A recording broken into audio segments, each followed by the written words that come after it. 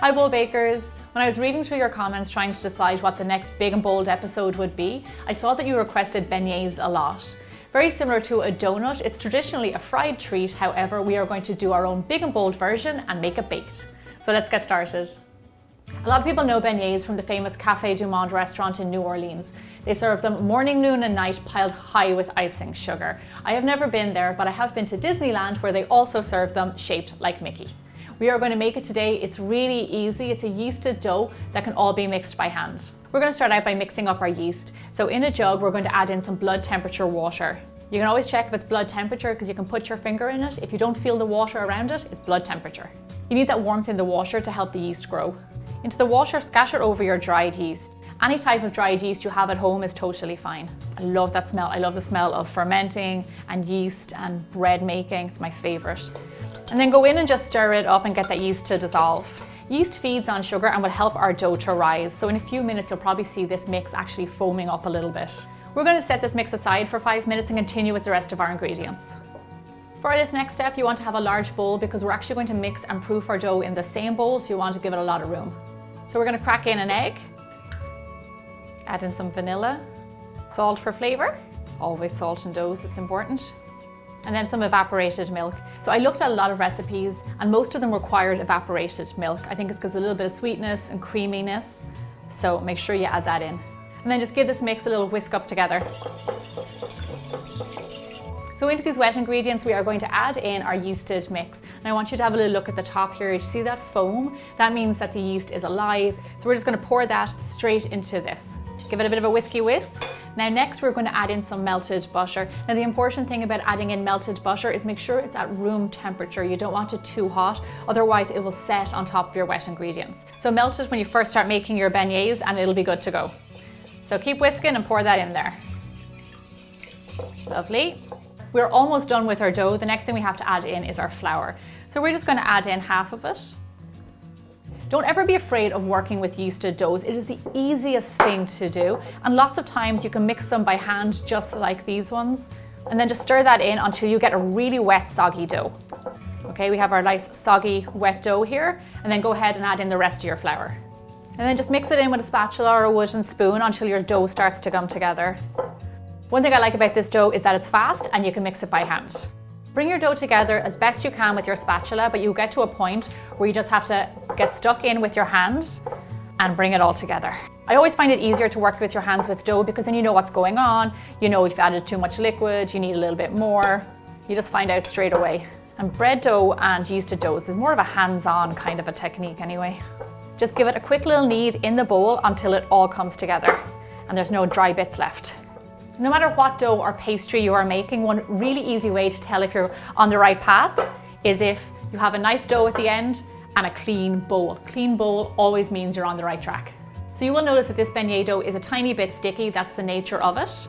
We are going to pop it back in the same bowl that we mixed it in to let it proof. We're going to tightly cover it with some cling wrap, making sure no air gets in there. And then we are going to lay a tea towel on top, and this keeps it nice and warm during the proofing stage. So now what we're going to do is set our dough aside for 2 hours and let it proof. You want to see it double in size, and then we're ready to use it. So it has been 2 hours, and if you take a little peek at our dough, it has doubled in size. It is absolutely beautiful. This is why I love working with yeasted doughs, because in a little amount of time, you can see your recipe working and growing. These are going to make beautiful beignets.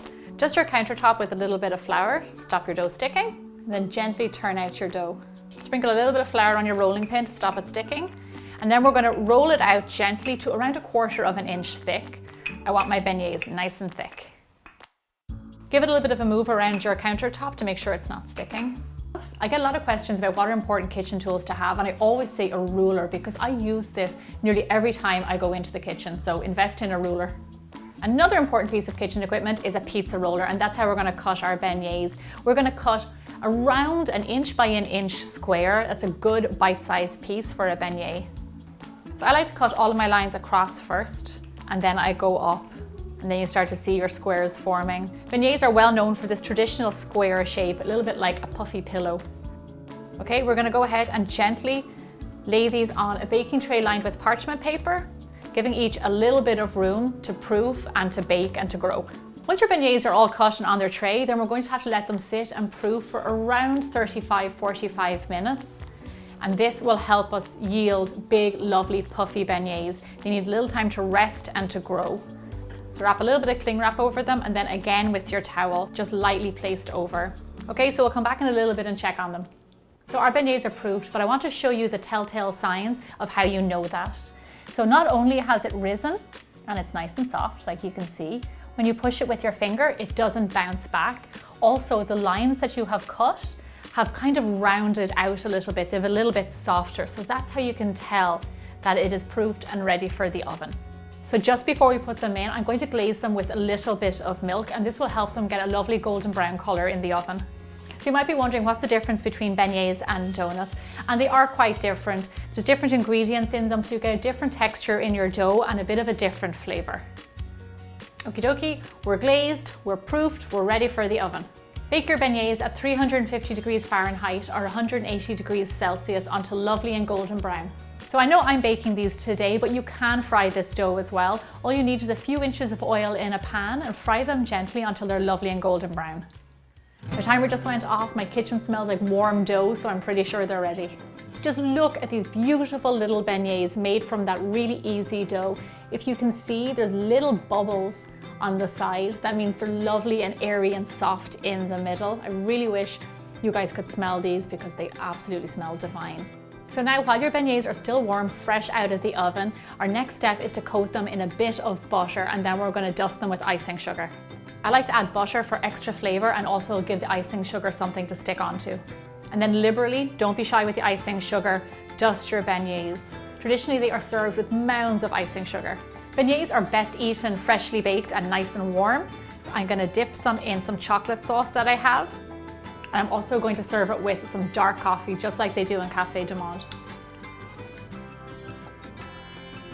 This is like a soft pillow of heaven. Just look at that texture. This is a lovely buttery, airy dough that gives you a beautiful beignet at the end. You do not have to go as far as New Orleans or to Disneyland to enjoy these famous treats. Let me know what you think in the comments below, because I really hope you like them. If you like my big and bold recipes, then make sure you hit that subscribe button so you don't miss out on any of my upcoming videos. I'll see you back here next Thursday for more bigger, bolder baking.